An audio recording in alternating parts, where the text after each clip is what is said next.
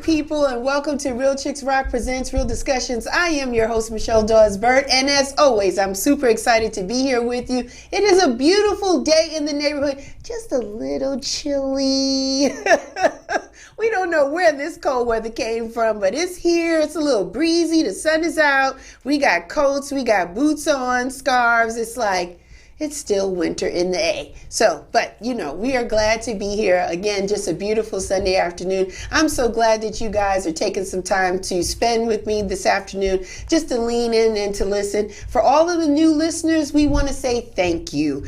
We want to give you a little background about what Real Chicks Rock is all about. We're all about creatively collaborating and raising awareness that impact women, and we do it through community service, our public speaking, mentoring, workshops, and the arts. And we have been doing this particular platform here with the podcast and the talk show. This is our 7th season. We're about to start season 8 in April. I'm super excited about that. Yes, because we have had influential people that are passionate about what they do, right? And that today is no different. Today we're going to talk about our mental wellness. It's not just a buzzword.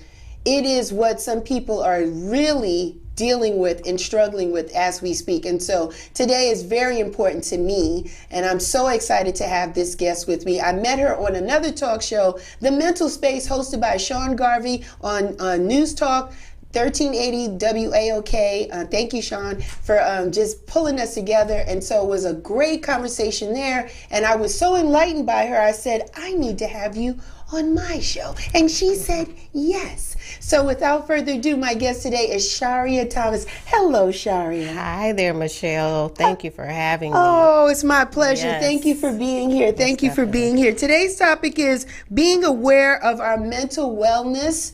Right? It's not illness. We don't want to put it in a negative space, but we want to call it what it is, and we want to address it. It is, I don't even want to say it's rampant, but I think that because we are continuing to have these types of conversations, I think people are becoming a little bit more aware of what the triggers are, what trauma might look like for someone, and we're going to get into all of that. First, I want to talk with Sha'ria about who she is and how she got here and all that good stuff. So where are you from, Sha'ria?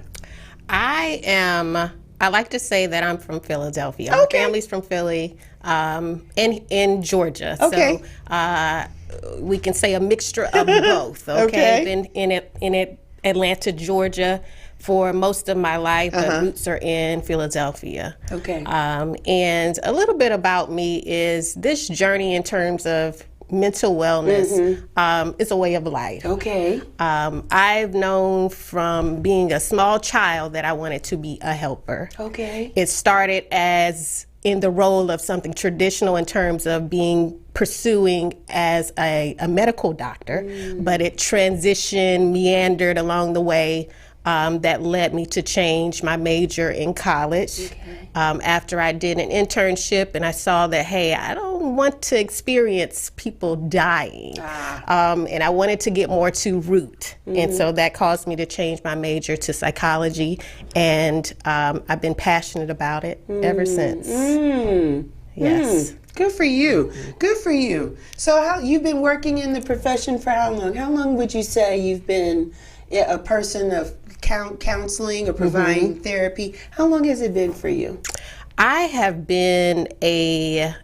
transitioned through different roles throughout the helping profession for years. But to be an actual therapist, that's probably been about a little bit over 10 years. Okay. Yes. Okay. And so I've been a licensed therapist where I diagnose depression, bipolar disorder, for that time frame, and I'm also a certified life coach. I really take a holistic approach to helping the whole person. That's beautiful. That's beautiful. Because you realized, Sha'ria, you wanted to be a helper. You could have helped in any area. Like you could have been a nurse, you could have been a doctor, you could have been a physical therapist, a psychologist per se, right? Why mental wellness though? Why specifically in that space? Why mental wellness?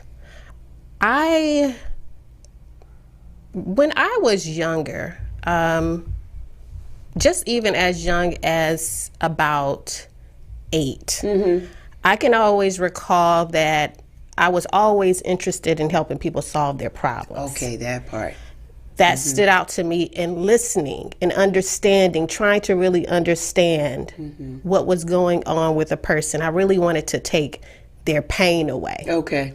And not just that sense of physical pain, but seeing I've always known that I'm a sensitive person. Right. They call it an empath nowadays. Right. It's very cliche, That's I would the say. new word, yeah. Yes, that's the buzzword. Yes, the buzzword. But being empathetic, we all have that empathetic skill within us. Some need to hone it more. Some of us have it more innate. Right. But that's always been in me, to want to help others and take away their emotional and mental pain. And that's a good thing that you say you want to help take it away, but not take it on.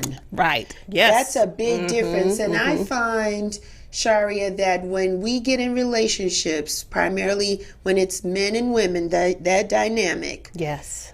because we're nurturers and we're healed, we want to stop the pain. Oh, to yes. your point, right? We tend to take on or try to help to take on Yes. the issues that our partner is experiencing. And so I think it's very important for us to understand that we are not selfish when we say that we want to see you win and we want to see you overcome. There we go. But it's not for us to take that on with you. Most definitely. Right? It is Most a personal journey and a personal experience, which it takes a Sha'ria a moment in time to get there. I think we all get there at different points in our life. Yes. I think for me, it's when I got to, and it happens repeatedly where I say, I'm sick and tired of being sick and tired, right? When you want to see change for yourself, Yes. that's when you start to individually do the work. There we go. Right? It's Most an definitely. individual Has to be.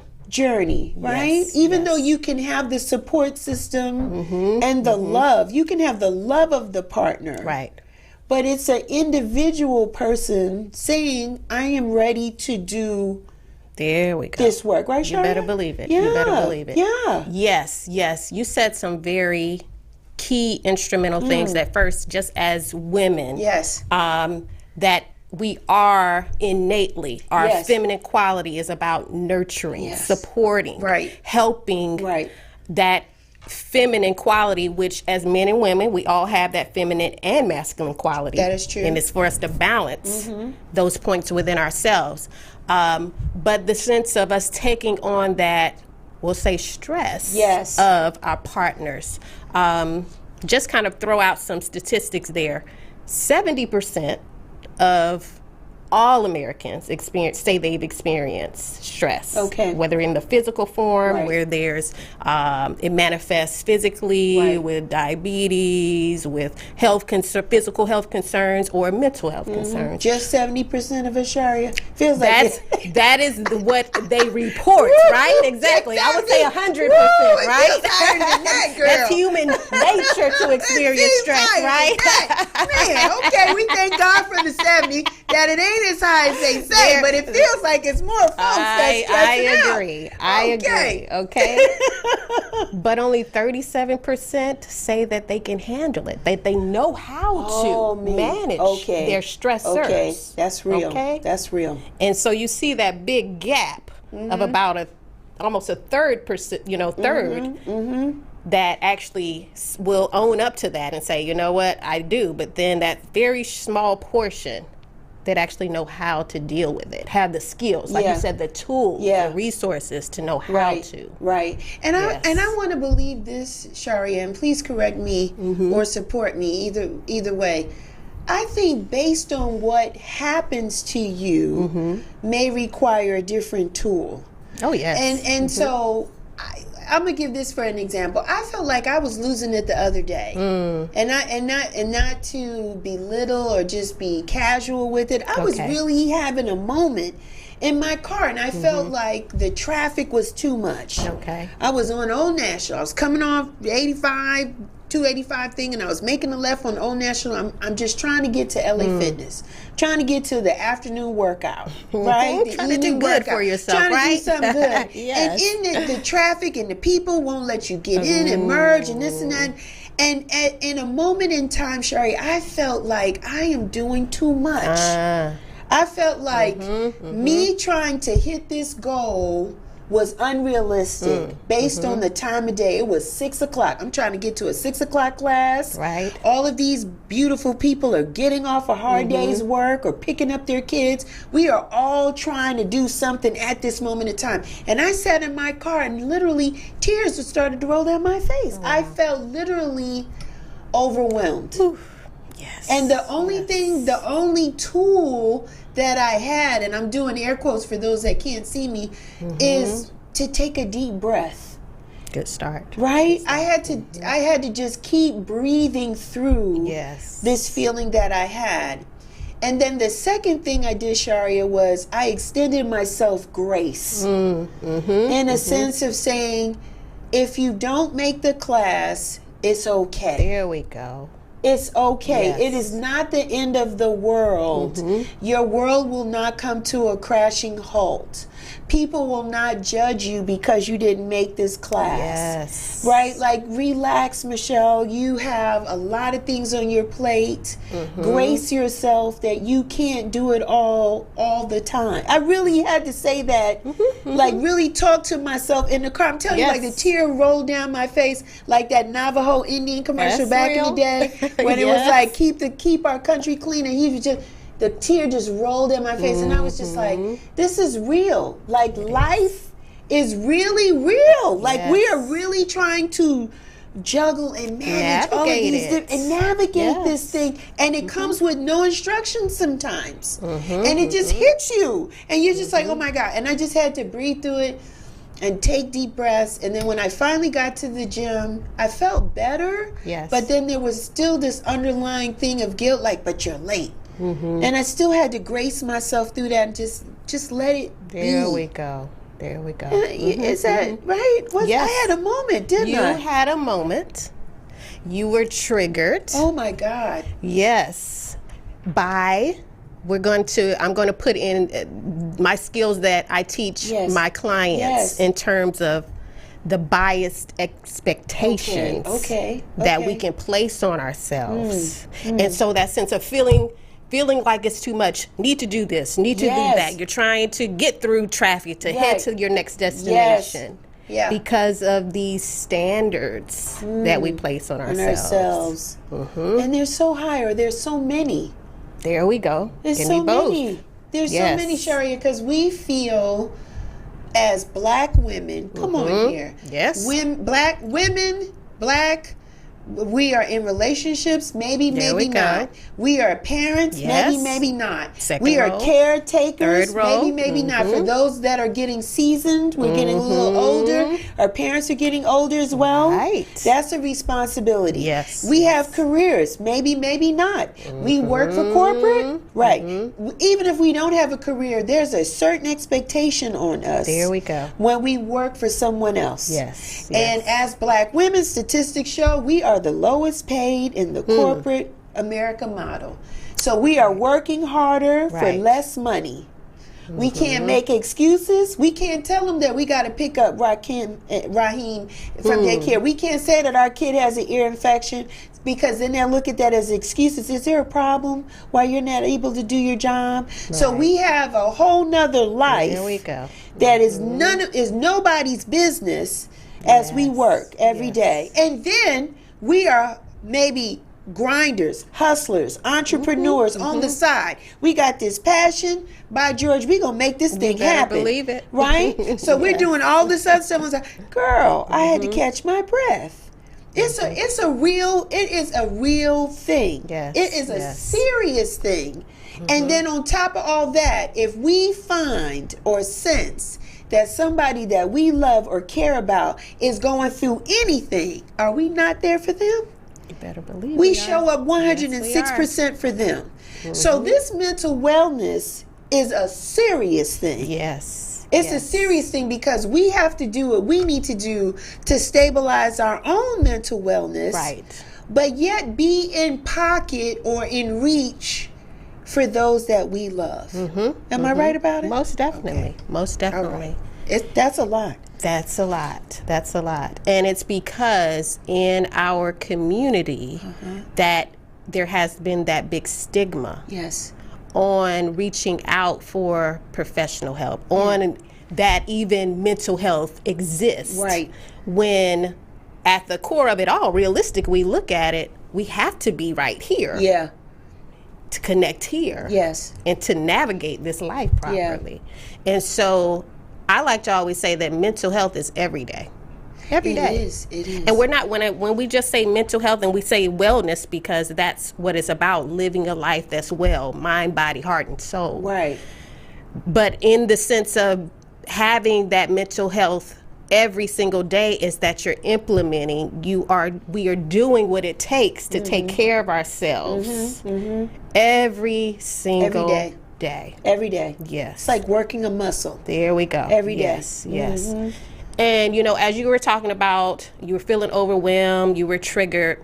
Just the sense, I would give a tip out there. We always we glorify this Superman, Superwoman persona. Yeah, don't want it. Throw it in the trash. Don't want Throw that in the trash, yeah, okay? Don't want that. When we talk about this sense of the biased expectations, that's what we're trying to play up to, that persona. And it's false, it's fake. But how about we set some boundaries? How about we say no to some things? We be realistic as to, what? This is not that important for today. What's my priority? That's good, Sha'ria. That's good. Yes. That's good. Gracing Give yourself ourselves. that. There we go. Yeah, because I had to do that just yesterday. I felt there were things that I could have worked on, should have worked on. I opted out, tapped out, there took you a nap. Go. I took a nap. I was in the bed by 8. I was well. I was rested. Yes. Peaks of snoring. If you listened in, if you came in my room, and I just felt that was important, and that's what I needed. And in order for me to take on whatever is next, I'm understanding I have to address the immediate There need. we go. Am I right? You are so right. I just want this to help other people because we are so hard on ourselves, especially if we didn't wash the dishes, or if we didn't do this, or we didn't, again, things can be weighed, right? Can it hold for tomorrow? Yes or no? That right. Maybe that's the question. Can it hold for tomorrow? Yes or no? And maybe because most of us are doers, right? We put it down, we write it, we have a task list. So maybe whatever we didn't do today is the first thing that we do on the next day. Yes. Right? So now we're learning how to maneuver and manage our days a little better with grace. I just don't want to exhaust myself. That's right. That's right. I'm cute. I'm older, but I'm cute. You are beautiful. Thank you. And there are some things that I still want to do. And so my health, my overall health is very important. Yes. Sha'ria, I want to ask you this. Do you feel that as we deal with our mental wellness, does faith play a part in our ability to stay well mentally? What are your thoughts on that? Oh, you brought up the magic. Yeah. Magical. And I have something here because for so long, the field of mental health, I will not say we, because I've always incorporated a holistic approach. Right. But as the field, the sense of bringing in spirituality, it has been a hard transition. Really? It has been a hard transition. Okay. Because it is really focused on a lot of what's evidence-based. That's okay. And when we consider spirituality, we know sometimes it's not the tangible. Right. It's the intuitive. It's the feeling. Right? And so ensuring that we connect, I started off in terms of that feminine and masculine, and we have that feminine and masculine qualities within ourselves, whether we are a man of gender, woman of gender. It's so important to bring in that spirituality. And so to answer your question, yes. And I say that's the magic word because I actually have I will actually be having a master class on, and I call it Soul Awaken. Yes. How to step fully into your purpose to create more, live more, and be more of your authentic self. Beautiful. And so this is a guide that actually can be purchased within the coming week or so. Okay. It's all getting in the making. And to help in terms of, let's find that balance in terms of the spirituality nature of it, the mental health, the physical, because it's all one, but sometimes we separate them. We are whole, and it works in tandem, so we want to connect them all, most definitely.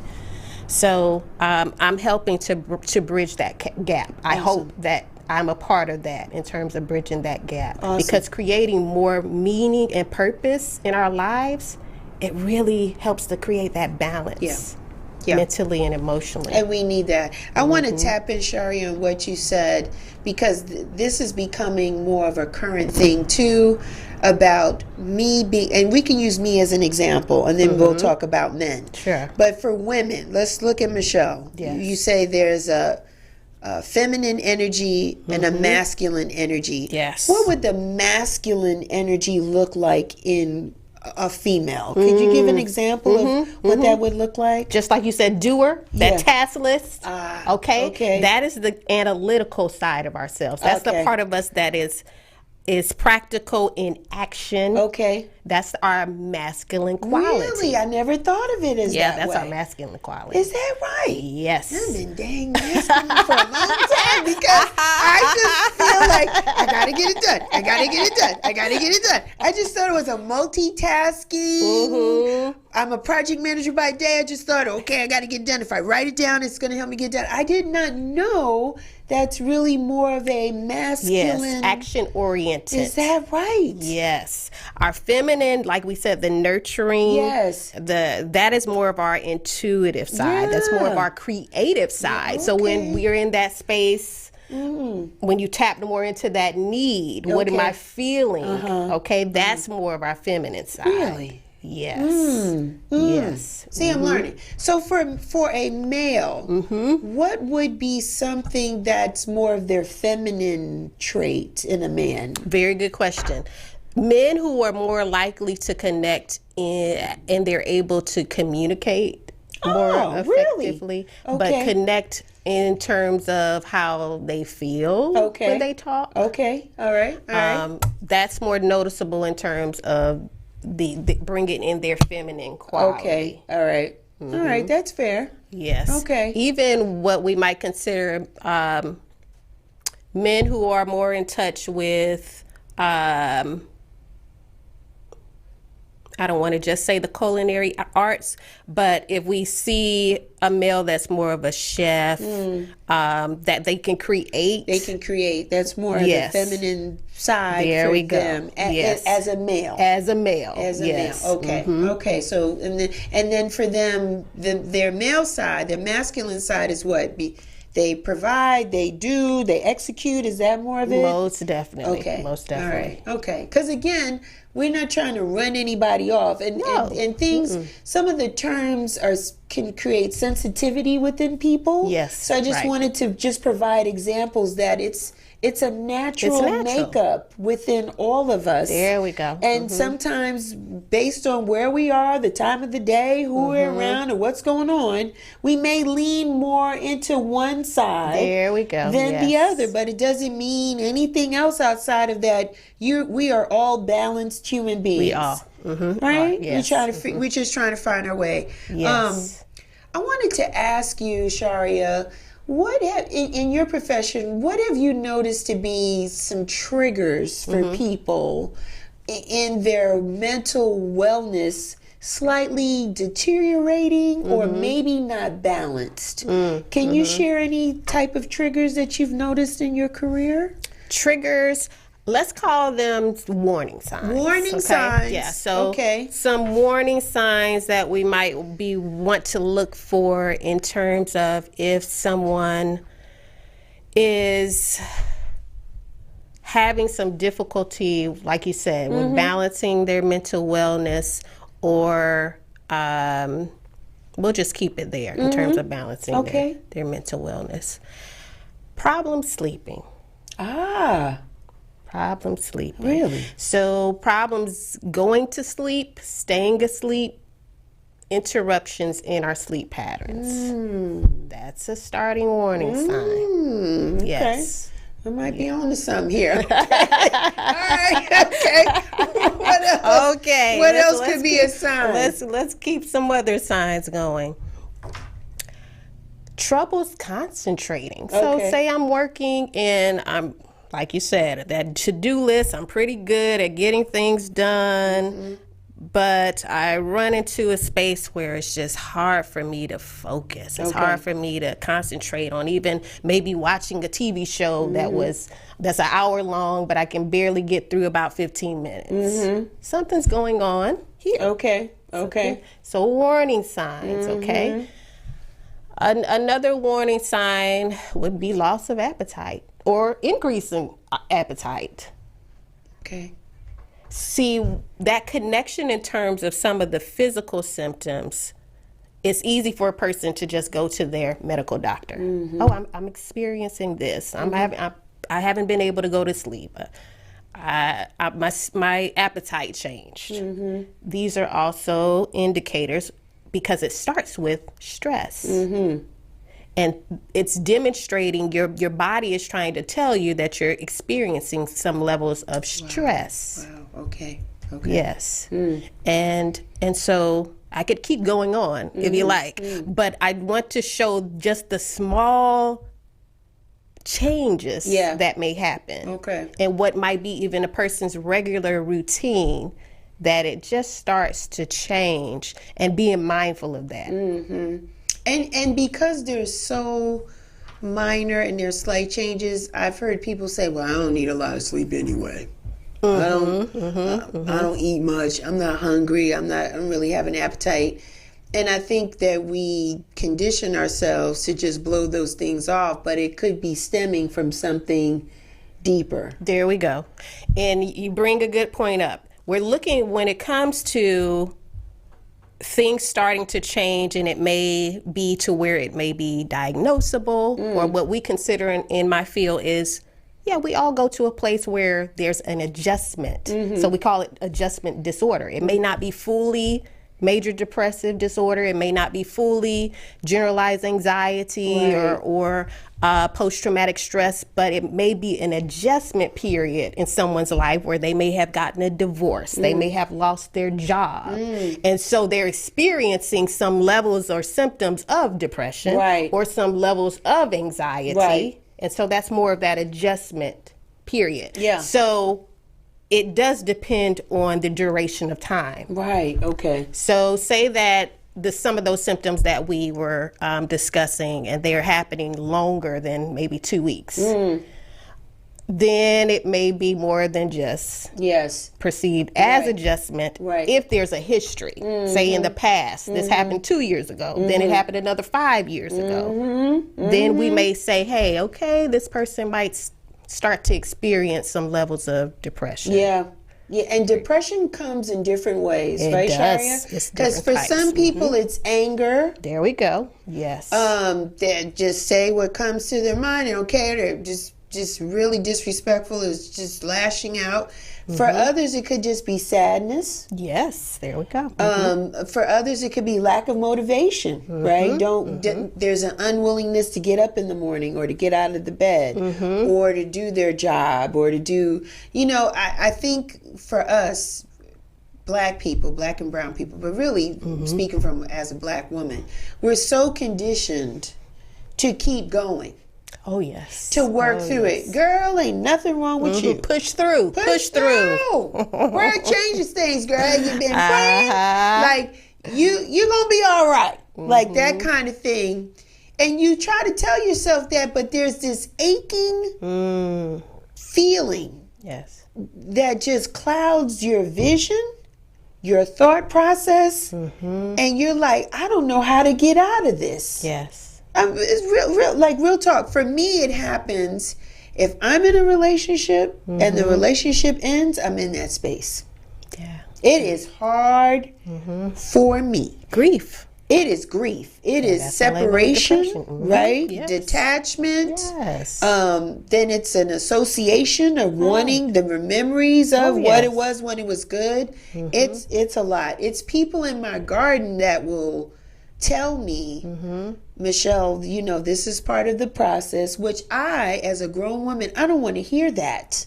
I keep it real with you. I don't like process all the time. I don't like it. Right. Because when you go through the process, it shows you, Sha'ria, all these different sides of you. Oh, yes. And some you like and some you ain't too fond of. Yes. But it's a part of growth and maturing and the faith that we talked about, right? Just allowing the Most High to cover us and know that what was then and it's over, and that greater is for us. There we go. That it's that peace. What keeps us stuck in this depressed state is that we don't believe that something better is on the horizon for us, so we stay stuck in this space. Yes. Am I right? Oh, yes. I'm talking from my own experience. I'm just, when I tell you, I just came. All right now. So I you just- experienced, you know. I just came out of something where I was sad Yeah. for months. Right. Disappointed that it didn't evolve in the way that I thought it would. Right. That the representative that showed up is not that person. I had to process a lot. Yes. Right? And then there's public imagery, so you're trying to be private, right? Because it would be hard for people to process that the person that showed up is not that same person. So now you're dealing with private embarrassment, right? And then you're like, well, Michelle, the signs was always there, but it was that nurturing thing. Okay. Come on, somebody. Yes. It was the nurturing thing that said, well, I'll love him through. Yes. Or here's one. I'll support him through the process because he's going through some things. Right? But then you take on this thing and now you're carrying it. So I just want people to understand that it's okay to love yourself. Most definitely. You have to wake up every day and say, I love myself. Yes. And the things that God had brought you through or you were able to push through, it cost you too much to just throw it away. That's right. That's right? And so if it doesn't work for you, it's okay. Yes. It's all right. Okay. Right? It's okay. Most definitely. But this mental wellness is a serious thing, Sha'ria, and it is a daily exercise to keep your mental stability and wellness in pocket or manageable or in balance. Then there's a time for us as women. Are we too emotional? Are we crying too much? Are we doing this? Are we I don't know if there's a right or wrong. Tears are a release. Okay? Let's give ourselves permission. Okay. Tears are a release. Yes. Listen. Yeah. And so, yes, we have been so programmed in our femininity that it is not okay to cry. Right. As you said, suck it up.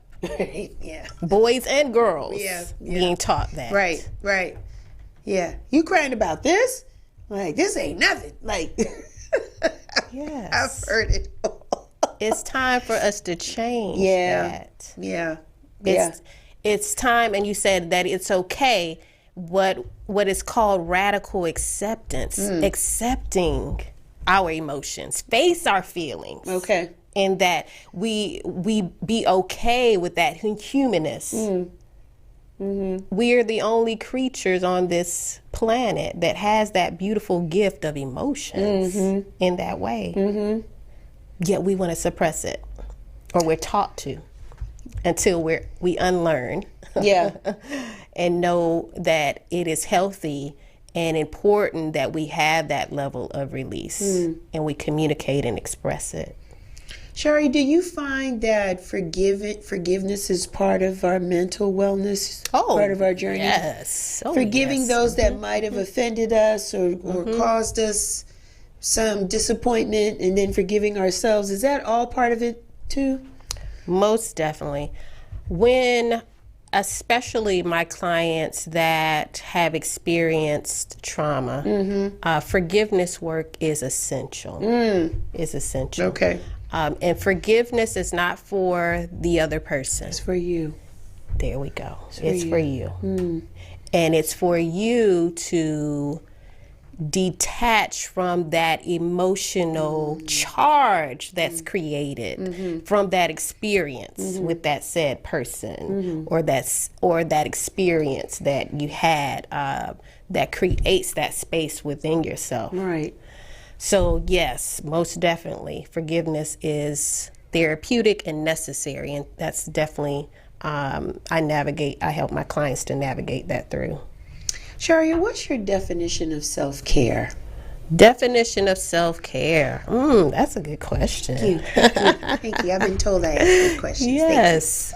My definition of self-care, and I normally say don't repeat the word in the definition, but I am.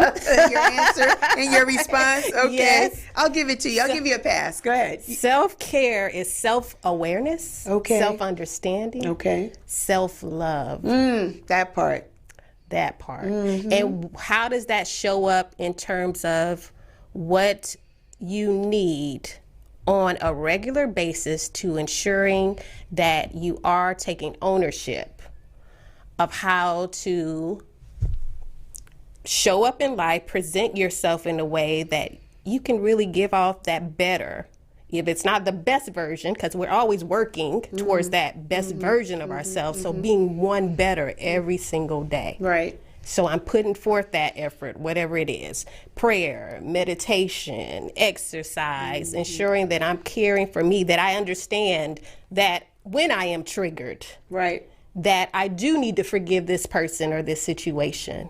That's that level of self-awareness and understanding. Not the simplest when people will consider, oh, I'm going to go shopping or buy me that Fendi bag. Right. That's a form of doing something for yourself, and there's nothing wrong with that. Definitely nothing wrong with that. But let's go a little bit deeper in terms of that sense of understanding self, and then we will know how to best deal with ourselves in terms of our well-being. Right. Yeah. It's a year later. It's really 3 years. This month marks 3 years when the pandemic had started. Yes.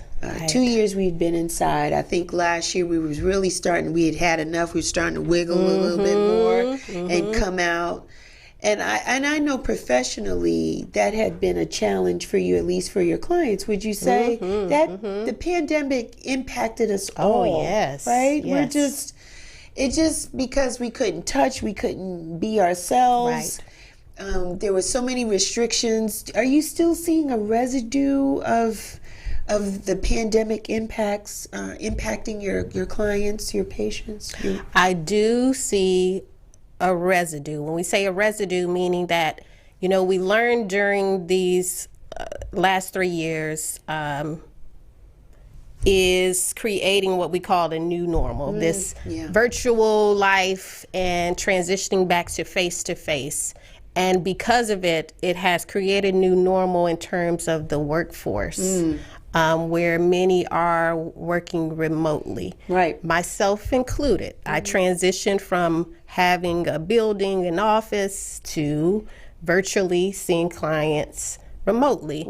And so when you speak of that residue, it definitely does still impact people in terms of how to navigate working from home, how to navigate even, I've become so isolated, I've developed levels of social anxiety, and I get that from clients that they have started to experience social anxiety from that transition back to work. Some people are still not ready for that. They're not ready. Some are not. No. Wow. Yes. Yeah, I sense that with some people. And you could just tell because it's just, you could just tell that some people are still struggling with that they rather not be in a space with a lot of people. It's still this uncertainty. It's almost like a lack of trust. Like, I don't know what you got.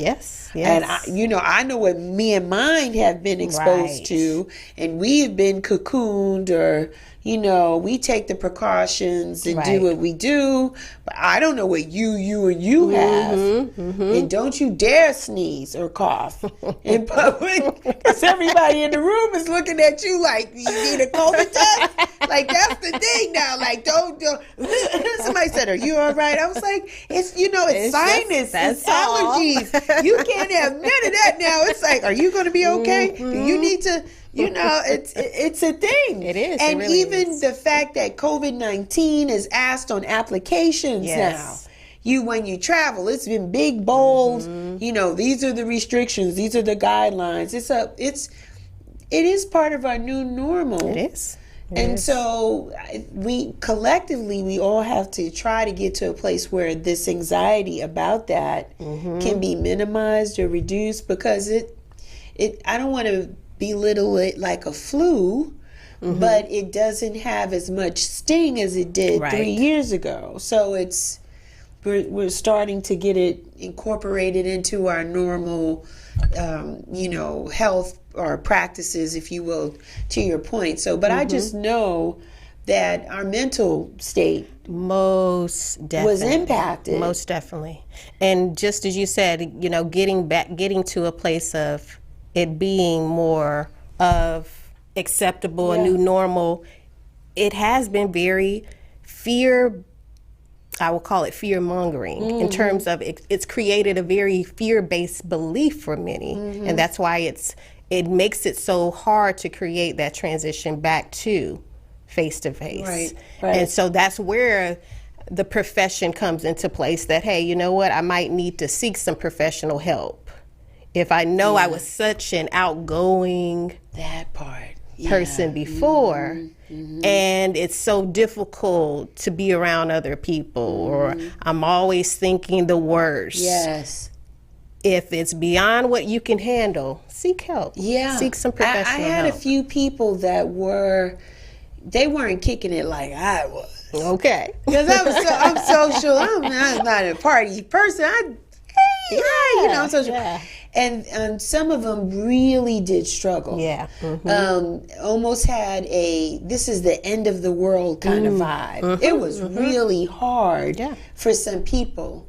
And they did get help. They did. I'm happy to say that the people that I know that were struggling, and now they are out. That's good to hear. And they're balanced, and they know what works for them and what doesn't, and they know when they've had enough. There we go. So sometimes they come out, and if they feel that the room is getting a little bit too much, then they leave. They quietly just go. But at least I commend them for at least coming out and having an experience versus I don't want to come out at all. So it's still a work in progress, but I think people are learning what works for them.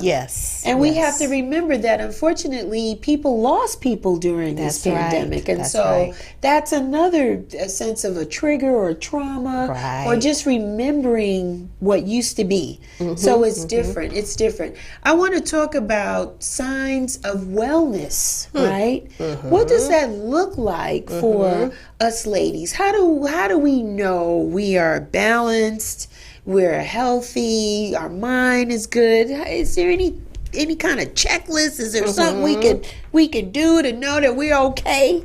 Very good question. Signs of wellness. What does that look like? Signs of wellness.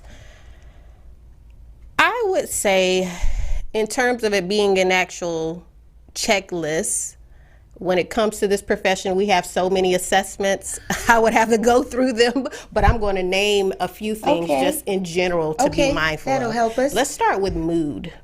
Wow, that's good. Just checking in. Check in. How do I feel today?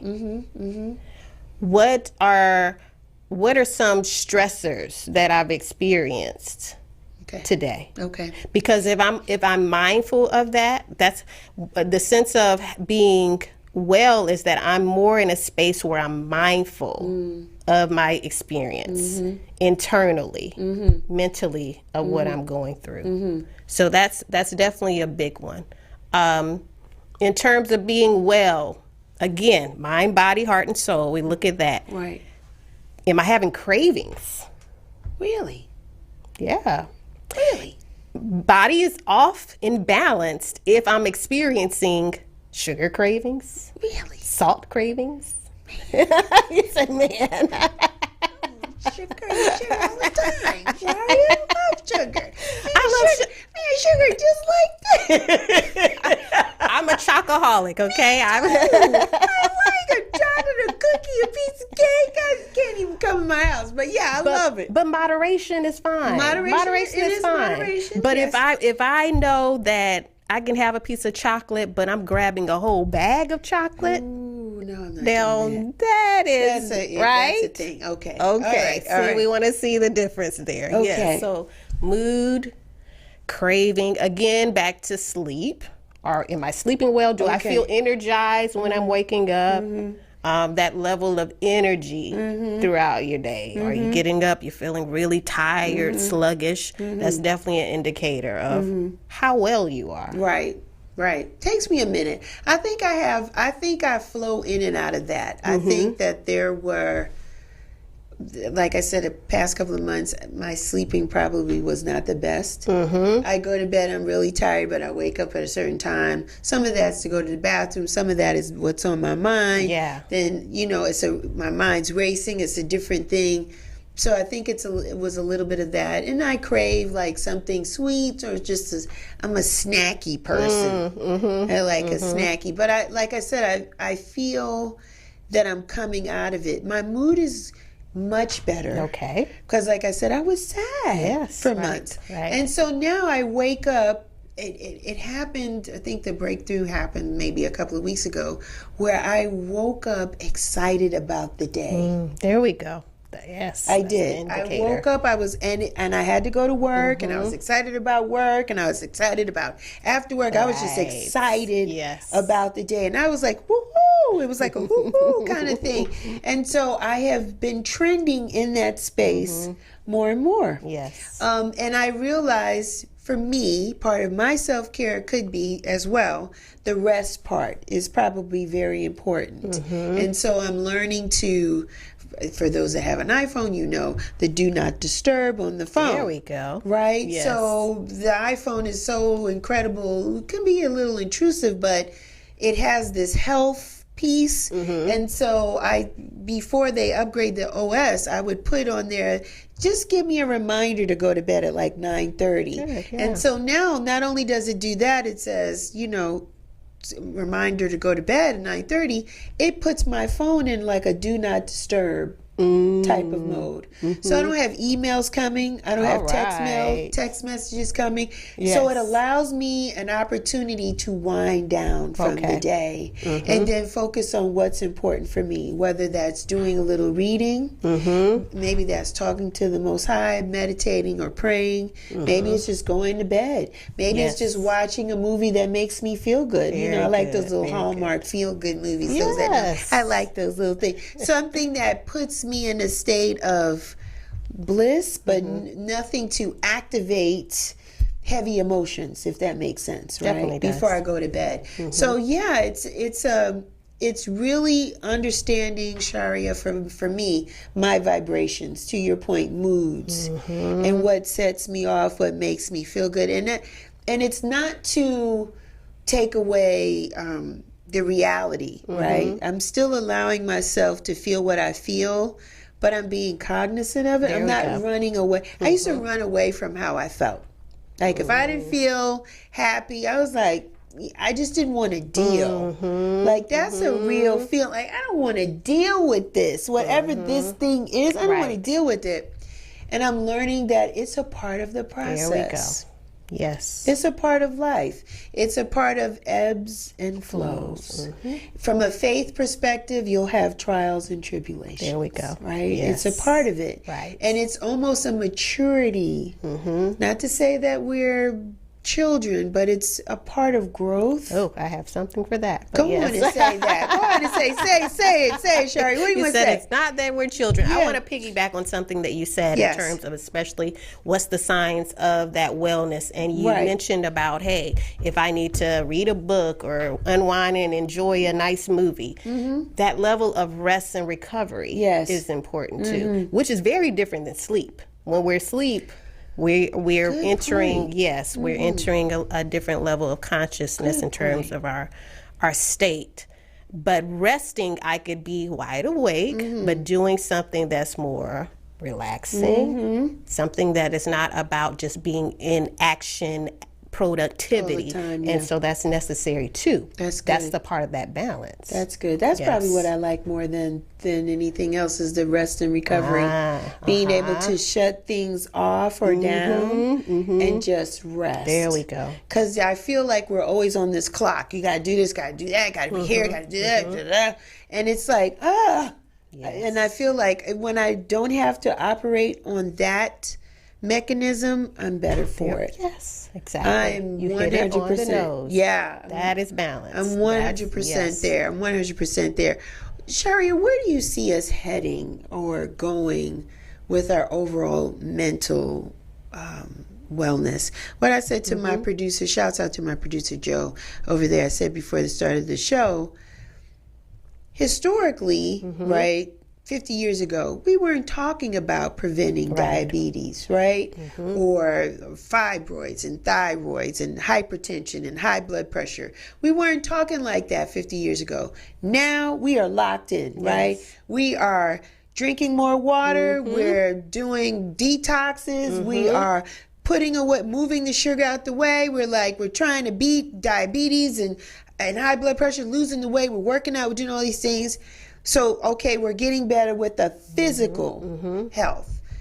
What can we do to change how we talk, how we feel about our mental? What do you see for us to do in the next years to come? What do I see for us to do the next years to come when it comes to our mental wellness? Yeah, how can we do better?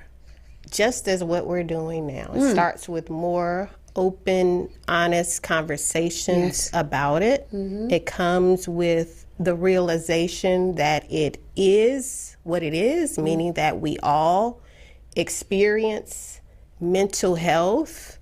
Mental health is a part of life. There are, of course, degrees to it. There are levels of intensity, and it doesn't have to be an actual disorder.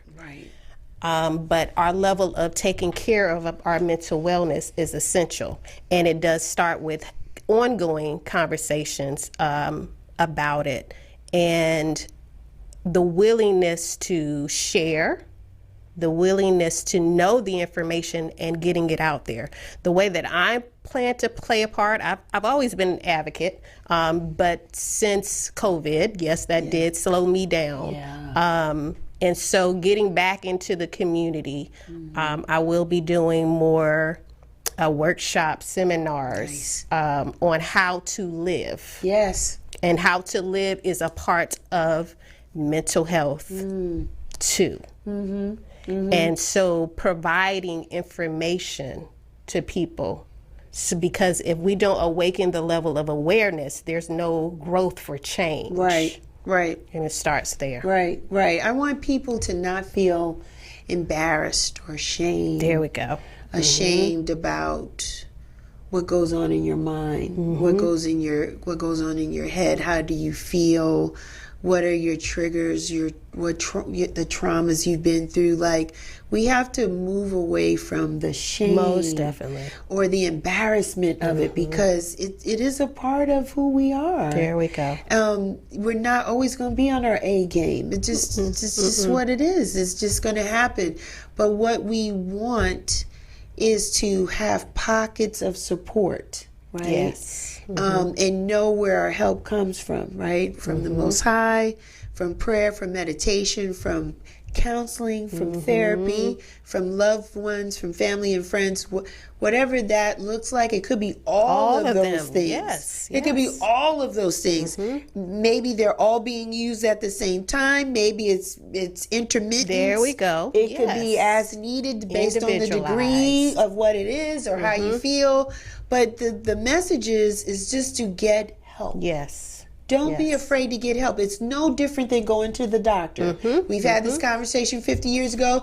People don't want to go to the doctor. Now they're starting to go. There we go. Yes. And then if they go and they don't like what the doctors say, they take a holistic approach to their healing. You notice that? Oh, yes. So even if they're not on the medication, they're like, well, I'm going to take more ginger, more turmeric. I'm taking some meat out my diet. Like, I'm doing all these things. I'm cutting down the sweets. Like, I want people to take a hold of their mental state, right? The same way they do about our physical body, have that same passion or sense of awareness or connection with your mental. It's very important. So important. It's very important because what good is all of this if our mental is not balanced with the rest of our body? We call it a dressed up garbage can. Ooh, I've never heard that. That's what we call it in the recovery field. Dressed up garbage can. A dressed up garbage can. Ooh, they're out here too. They are. They're out here. Man, so you got some things coming up. The book is coming out. Yes. You're doing a mastermind class, workshops, all that good stuff. How can the people find you? How can they find me? Yes. You can reach me on my website at healthandwellnessservices.org. I will be back on those social media platforms, connecting with my people again. Yes, giving some free information, starting a YouTube channel. So I am Sha'ria Thomas. I'm already, of course, on IG, Facebook, Twitter. So all are at I am Sha'ria Thomas. And yeah, that's the best way to be able to reach me. That's awesome. What would you like to leave with the people in regards to keeping your health and your wellness intact? What's the one thing you would want to share with people? Keeping our health and wellness intact. The key word is balance. Balance. And we're always just in life looking for, trying to stay in that swing of what balance is. And that's different for all of us as individuals, and that can change and shift from day to day. So it's determining what is that for you. Really listening to what are your needs and being honest with yourself of what that is. A lot of what we talked about today as it relates to the level of, I love the way that you said, I believe you said showing grace. We call it having more of that compassionate self-talk in our mind, in our mindset is so essential. So balancing your thinking is where it starts. Yes. Wow. That's good stuff. That's good. Thank you, Sha'ria. Thank you, Michelle. This was good. I feel a part two in our works. I feel like I want to bring you back and we talk about being your authentic self and what does that look like. Like, I want us to pull back another layer.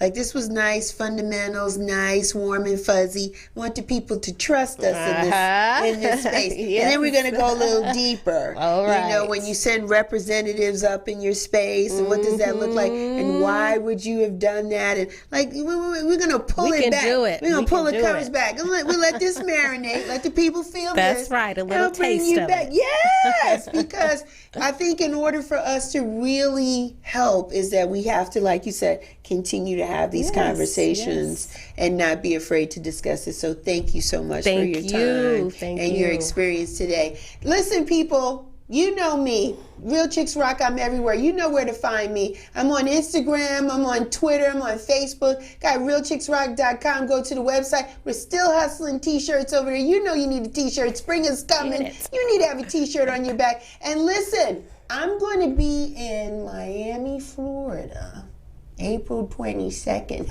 That's right. Doing the Collective Brunch, right. Women of House Music Collective presents the Collective Brunch in Miami. I am the host. I'm going to be hosting with Vicky B and myself. We got some beautiful DJs that'll be curating the sound. We have a chef doing the food there on the spot. Like, it's going to be beautiful. So come check us out at the Moksha Arts Collective at 599 Northwest 71st Street in Miami, Florida. That's Saturday, April 22nd. Tickets are on sale now on Eventbrite. Go check it out. The event will be from 11 to 3. That's my time. But you know what? I always like to leave you with this.